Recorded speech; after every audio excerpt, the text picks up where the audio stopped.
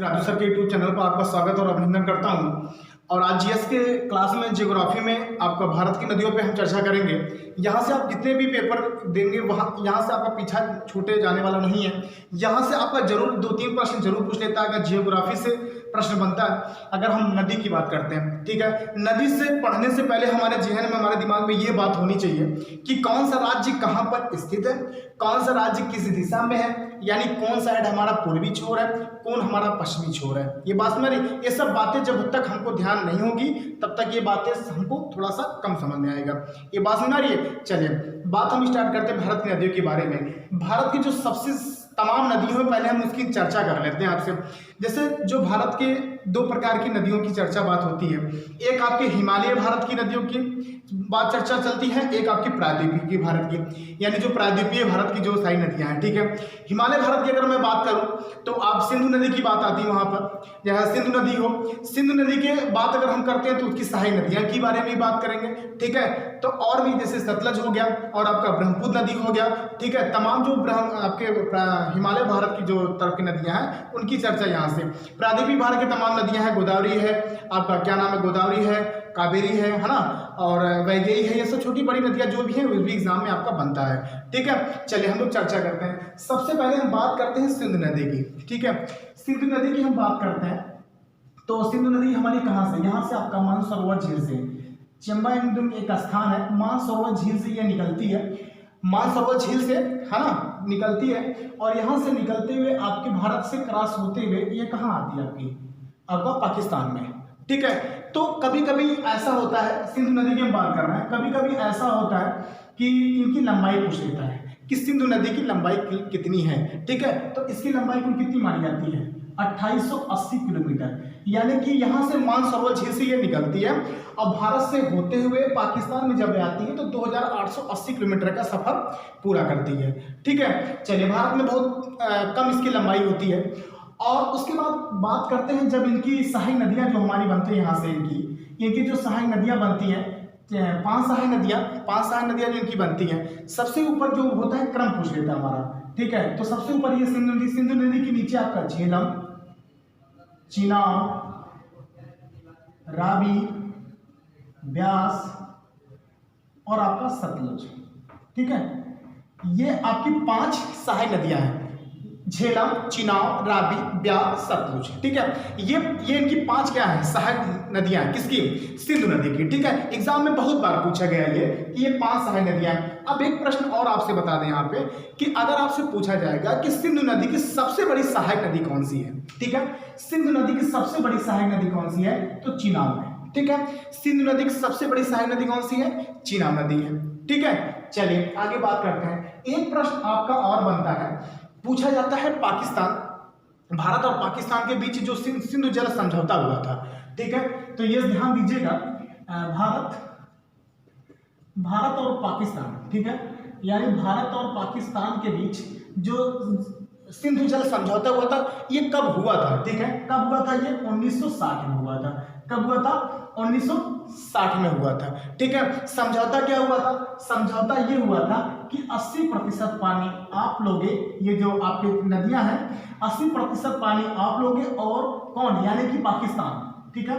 80% पानी पाकिस्तान लेगा और 20% आपके भारत लेंगे, ठीक है।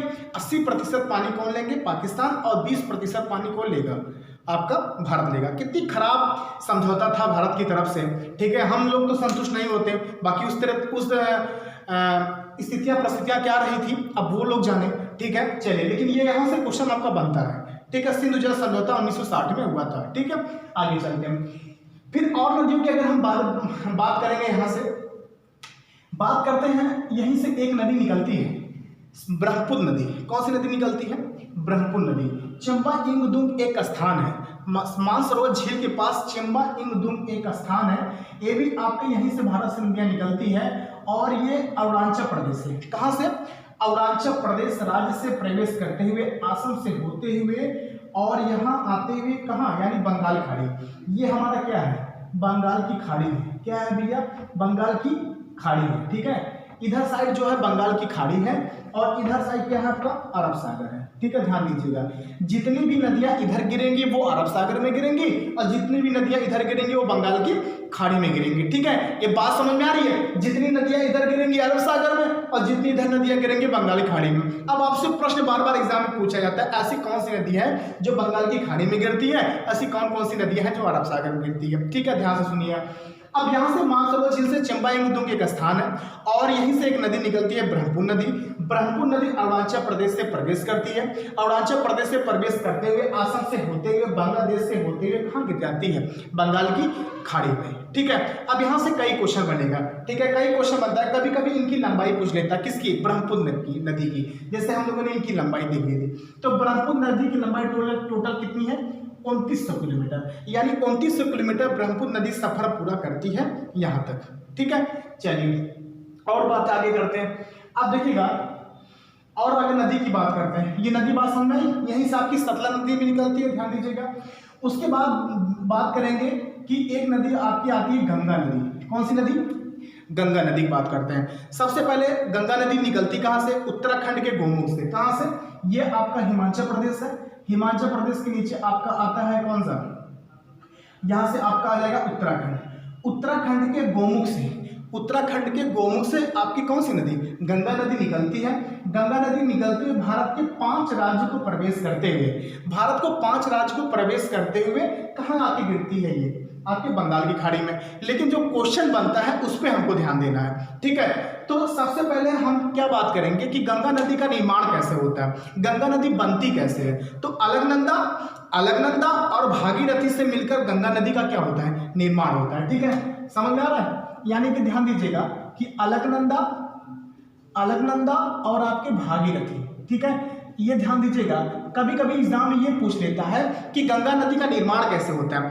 अलकनंदा और आपके भागीरथी से मिलकर गंगा नदी का क्या होता है, निर्माण होता है। ठीक है, चलिए उसके बाद उत्तराखंड के गोमुख से निकलते हुए 2525, यानी कि हम लोग 2525 ना याद करके 25 याद करेंगे। ठीक है, 2525 किलोमीटर का सफर पूरा करते हुए और बांग्लादेश से होते हुए बंगाल की खाड़ी में गिर जाती है। ठीक है, तो आप यहाँ ध्यान दीजिएगा, ये हमारा क्या है, बांग्लादेश है। ठीक है, तो यहाँ से 2 क्वेश्चन और लेते हैं। जब गंगा नदी यहाँ से भारत के 4-5 राज्य से क्रॉस करते हुए बिहार, उत्तर प्रदेश और ये थोड़ा भाग छत्तीसगढ़ से लेके जब ये बांग्लादेश में प्रवेश करती है तो गंगा नदी बांग्लादेश में क्या कहलाती है, ध्यान सुनिएगा। गंगा नदी बांग्लादेश में कहलाती है पद्मा। ठीक है, क्या कहलाती है, गंगा नदी बांग्लादेश में पद्मा कहलाती है। और जब ब्रह्मपुर नदी आती है बांग्लादेश में तो क्या कहलाती है, जमुना कहलाती है। क्या कहलाती है, जमुना कहलाती है, ध्यान दीजिएगा। यानी कि जब ब्रह्मपुर नदी आती है बांग्लादेश में तो जमुना कहलाती है, जब गंगा नदी बांग्लादेश में आती है तो पद्मा कहलाती है। जब दोनों नदियां आपस में मिल रही होती हैं, यानी मुहाने में, यानी जब नदियां यहाँ पर आपस में मिल रही होती हैं तो क्या कहलाती हैं, तब ये कहलाती है क्या, मेघना। ये बात समझ में आ रही है, ध्यान से सुनिएगा, ध्यान से सुनिएगा। फिर मैं एक बार बात कर रहा हूँ कि गंगा नदी गोमुख से निकलती है उत्तराखंड से, यहाँ से 4-5 राज्य को प्रवेश करते हुए बांग्लादेश से होते हुए बंगाल की खाड़ी में गिरती है और ये बांग्लादेश में क्या कहलाती है, पद्मा कहलाती है। और ये ब्रह्मपुर नदी यहाँ से निकलते हुए मानसरोवर के चंपायुद्दों से निकलते हुए आपके यहाँ से असम से राज्य से क्रॉस करते हुए बांग्लादेश से होते हुए बंगाल की खाड़ी में गिरती है। अब बंगाल की खाड़ी में, यानी इसे क्या बांग्लादेश में जमुना कहा जाता है, किसे, ब्रह्मपुर नदी को। और जब गंगा नदी और ब्रह्मपुर नदी दोनों आपस में मिलती हैं तो कौन सी नदी क्या कहलाती है, मेघना कहलाती है। क्या कहलाती है, मेघना कहलाती है। ठीक है, ये बात समझ में आ गई, चलिए आगे चलते हैं। उसके बाद बात करते हैं कि सहायक नदियां। ठीक है, सहायक नदियां भी एग्जाम में पूछा जाता है। तो जैसे अगर हम गंगा नदी की सहायक नदी के बारे में बात करेंगे तो जैसे आपने पढ़ा भी होगा, जैसे आपकी जो सहायक नदियां या ये नदी जो नेपाल से आपके नेपाल से जो नदियां निकलती हैं, ये सब जो आपके आके यहाँ गंगा मिल रही हैं, ये सब सहायक नदियां हैं। ठीक है, सहायक नदियों में जैसे आपका गंडक हो गया, कोसी हो गया, है ना, घाघरा हो गया, गंडक, कोसी, घाघरा, बागमती। ठीक है, ये सब जितने भी आपके होंगे, गंडक हो गया, ठीक है, कोसी हो गया और आपके यहाँ से बागमती हो गया, ठीक है, घाघरा हो गया। ठीक है, तो देखो जैसे अब फैजाबाद से हम लोग हैं तो फैजाबाद में कौन सी नदी बहती है, मध्य किनारे, सरयू नदी। सरयू नदी को जब बाराबंकी से इधर क्रॉस कर जाती है तो इसी को हम लोग घाघरा नदी के नाम से जानते हैं। ठीक है, तो ये ध्यान दीजिएगा, सारी चीजें ये सब सहायक नदियां हैं। ठीक है, सहायक नदियां सब ज्यादा पूछा जाता है। उसके बाद एक नदी आती है आपकी यमुना नदी। कौन सी नदी? यमुना नदी। उत्तराखंड के यमुनोत्री से आपकी यमुना नदी निकलती है, ठीक है। तो यमुना नदी जब उत्तराखंड की निकलती है यमुनोत्री से, और ये सबसे बड़ी सहायक नदी मानी जाती है, और ये आपके कहाँ आके मिल जाती है? गंगा में। कहाँ आके मिल जाती है? गंगा में। और ये 3 नदियों का संगम बोला जाता है। किसे? आपकी यमुना नदी को 3 नदियों का संगम माना जाता है, ठीक है। तो 3 नदियों का संगम, जैसे गंगा, यमुना और सरस्वती, ये 3 नदियों का संगम बोला जाता है, ठीक है। तो ये ध्यान दीजिएगा। अब यमुना नदी जो होती है, यमुना नदी की भी सहायक नदियां हैं, चंबल, केन, बेतवा, है ना, ये सब की क्या है? इसकी सहायक नदियां हैं, ठीक है। चंबल, केन, बेतवा, बनास, सोन, ये सब क्या है? इसकी सहायक नदियां हैं। अब यहाँ से क्वेश्चन ये बनता है कि दक्षिण की तरफ से कौन कौन सी नदियां जाके मिलती हैं गंगा में, उत्तर की तरफ से कौन कौन सी नदियां आके मिलती हैं, ठीक है। चलिए आगे बात करते हैं। ये बात हो गई। अब एक आपने राजस्थान में देखा होगा, एक आपकी सबसे लंबी क्या पहाड़ी है? आपकी अरावली पर्वत, सबसे पुरानी पर्वत मानी जाती है अरावली पर्वत। यहीं से एक नदी निकलती है, लूनी नदी। कौन सी नदी निकलती है? लूनी नदी, ठीक है, ध्यान दीजिएगा। यहीं से एक नदी निकलती है, लूनी नदी। मैं आपको 2 बातें समझा रहा हूं। जो आप भारत के भूगोल में जब आप पढ़ेंगे तो ये वाला जो धंसा वाला भाग होता है, इसे क्या बोलते हैं और इसे क्या बोलते हैं? ये वाले धंसी वाले भाग को मैंने थोड़ा सा नहीं बन पाया, ध्यान दीजिएगा। इस धंसी वाले को बोलते हैं खंभात की खाड़ी, खंभात की खाड़ी बोलते हैं। और इस धंसे वाले भाग को क्या बोलते हैं? कच्छ का रण।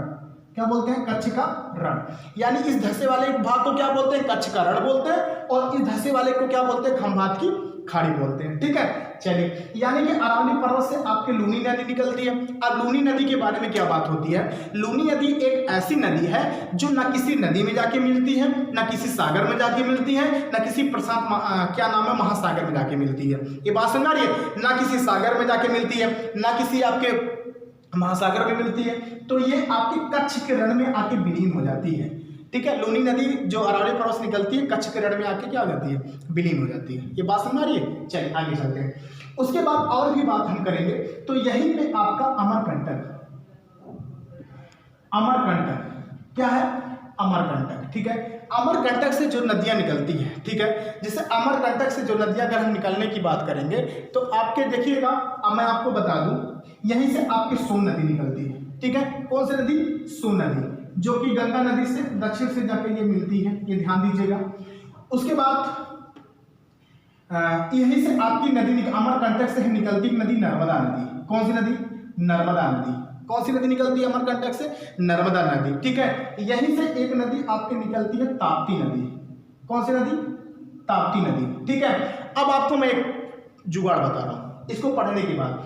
नर्मदा और ताप्ती, ये 2 नदियां जो निकल रही हैं, ये पूछा जाता है। और ये सारी नदियां जो मैं इधर ला रहा हूं, ये सारी नदियां कहाँ गिर रही हैं? अरब सागर में गिर रही है। ये कहाँ गिर रही है? आपकी अरब सागर में गिर रही है, ठीक है, ध्यान दीजिएगा। अब ये कुछ क्वेश्चन ये बनता है कि नर्मदा और ताप्ती के बीच में एक पहाड़ी है, ठीक है। एक नर्मदा और ताप्ती के बीच में एक आपकी क्या है? पहाड़ी है, सतपुड़ा, सतपुड़ा, ठीक है, ध्यान दीजिएगा। सतपुड़ा की पहाड़ी, नर्मदा ताप्ती के बीच में कौन सी पहाड़ी है? आपकी सतपुड़ा, ठीक है, ध्यान दीजिएगा। अब मैं आपको एक जुगाड़ बता रहा हूं कि ये क्वेश्चन जरूर पूछा जाता है कि अरब सागर में गिरने वाली नदियां कौन कौन सी हैं, ठीक है, बड़ी नदियों में। तो आप एक जुगाड़ याद करिएगा, क्या? समानता। क्या याद करेंगे? समानता। क्या याद करेंगे? समानता। तो ये निकल के आएंगी 4 नदियां। एक आपका होता है साबरमती, एक आपका होता है माही, और एक होता है नर्मदा, और एक होता है ताप्ती। देखिए समझ में आ गया?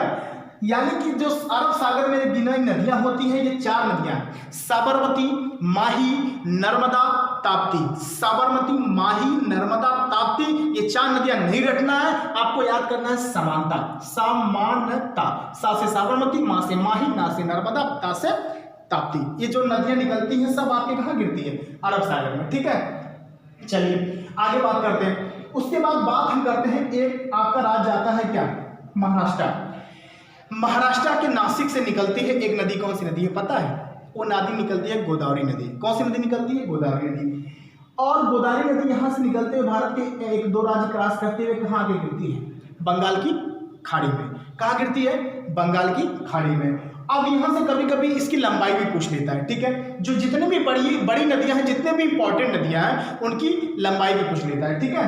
कितनी लंबाई इसकी? 1465 किलोमीटर, यानी कि आपके क्या नाम है, महाराष्ट्र के नासिक से, ठीक है, महाराष्ट्र के जो नासिक से निकलते हुए 1465 किलोमीटर का सफर पूरा करते हुए ये आपकी गोदावरी नदी कहाँ की गिरती है? बंगाल की खाड़ी में, ठीक है। तो अब गोदावरी नदी की सबसे बड़ी विशेषता आप लोग सब जानते ही हैं। दक्षिण भारत की सबसे लंबी नदी अगर मानी जाएगी तो गोदावरी नदी मानी जाएगी। इसी को हम लोग बूढ़ी गंगा के नाम से भी जानते हैं, ठीक है। ये बात सुना नहीं, 1465 किलोमीटर का क्या करती है? सफर भी पूरा करती है, ठीक। चलिए आगे चलते हैं। और भी अगर हम बात करें, चलिए कावेरी की बात करते हैं। तो एक नदी आपकी निकलती है कावेरी। कावेरी नदी कहाँ निकलती है? कर्नाटक से। का से कावेरी, का से कर्नाटक, का से कुर्ग जिला, यानी कर्नाटक के कुर्ग जिला से कावेरी नदी निकलती है। याद रहेगा, तीनों बार का है, का से कावेरी, का से कर्नाटक, का से कुर्ग जिला, यानी कावेरी नदी निकलती है आपके कुर्ग जिला से, और एक ये भी आके कहाँ गिरती है? बंगाल की खाड़ी में, ठीक है। उसके बाद और नीचे अगर जाएंगे तो आपकी वैगई है, पेनगंगा है ना, बेनगंगा है, वैगई है, तो छोटी छोटी जो नदियां हैं ये भी आपके निकल के आपके बंगाल की खाड़ी में गिरती है, ठीक है। अब आपको एक क्वेश्चन और बता दें, यहीं पे एक राज्य पड़ता है गोवा, ठीक है। गोवा में दो नदियां पूछी जाती है। गोवा में कौन कौन सी दो नदियां हैं? गोवा में दो नदियां हैं, एक आपकी मांडवी है और एक आपकी जुआरी, ठीक है। गोवा में दो नदियां मैं लिख दे रहा हूं, एक है आपका मांडवी, किताब में मिल जाएगा, और एक है आपका जुआरी, यानी मांडवी और जुआरी गोवा में दो नदियां बहती हैं, ठीक है। तो ये चीज हो गया। और भी अगर नदी की बात करें, एक राज्य आपका छत्तीसगढ़, छत्तीसगढ़ से एक नदी निकलती है आपकी महानदी, ठीक है। चलिए ये आपका छत्तीसगढ़ राज्य पड़ता है, यहीं से एक नदी निकलती है महानदी, ठीक है। 400 कुछ किलोमीटर सफर पूरा करती है। छत्तीसगढ़ के सिहावा से, छत्तीसगढ़ के सिहावा से एक नदी निकलती है। कौन सी नदी निकलती है? आपकी महानदी, और ये आपकी कहाँ आगे गिरती है? बंगाल की खाड़ी में। ये बात समझ रही है, ठीक है। देखिए ये सब जितने मैं आपको बता रहा हूँ सारी इंपॉर्टेंट ये नदियां हैं आपकी, और सारे आपके कहीं न कहीं आपके एग्जाम में ये आपके पूछे गए हैं, ठीक है। तो ध्यान दीजिएगा सारी नदियों के बारे में। और भी अगर मैं आपसे बात करूं कि नदी के बारे में, जैसे आपके अगर सहायक नदियों के बारे में, जैसे आपने यमुना की मैंने बात किया तो चंबल, केन, बेतवा हो गया, है ना, बनासकोल हो गया, 3 आपके दक्षिण से जाके मिलती है, 2 आपको उत्तर की तरफ से आती हैं। ये बात आपको समझ में आ गई, ठीक है। तो ये सारी चीजें हैं, ये एग्जाम में आपके ये सब जो इंपॉर्टेंट मैंने महत्वपूर्ण नदियों के बारे में मैंने चर्चा किया, ये आपके एग्जाम में बार बार क्वेश्चन यहाँ से बनते हैं। कुछ नहीं करना, मैं आपको बता रहा हूँ, इसको आप एक नक्शे बनाइएगा। नक्शे का कोई मतलब नहीं है कि वो अच्छा बने या अरे बुरा बने, ठीक है, कोई मतलब नहीं है, ठीक। आप या जैसे भी बने कोई दिक्कत नहीं है, ठीक है। आप ऐसे बनाइएगा और इस तरीके से आप केवल फिलिप करिएगा, 1 बार 2 बार तरीका। सर बताऊं, नदी से मुझे जब मैं पढ़ता था नदी से मुझे बहुत डर लगता था, लेकिन मैं इसके क्या कर गया? पीछे पड़ गया। इस नदी के मैं पीछे पड़ गया कि मुझे अब तैयार ही करना, इस नदी के बारे में तैयार ही करना। बैठ गया, मार्केट से लेके जाके आया मैं 20 मानचित्र लेके आया, और उसको भर भर के प्रैक्टिस कर करके यानी कि हमको तैयार ही करना है, और आपको भी तैयार करना ही है, ठीक है। जितने भी आगामी पेपर हो गए, मैं सच बता रहा हूँ, यहाँ से आपका पीछे छूटे जाने वाला नहीं है, ठीक है। इंपॉर्टेंट ही टॉपिक है ये नदी के बारे में, ठीक है। तो ये सारी चीज आप अच्छे से पढ़िएगा, ठीक है, और यहाँ से आपको समझ में भी आ गई होगी एग्जाम में के लिए, ठीक। तो आज के लिए इतना ही, मिलते हैं कल आपके और भी अच्छे से टॉपिक वीडियो के लिए, ठीक है, ठीक। धन्यवाद। और लाइक आपके शेयर करना ही नहीं करना, आपको पता ही है ना, अच्छा लगेगा तो होगा, नहीं तो फिर देखा जाएगा, ठीक है। ओके, धन्यवाद।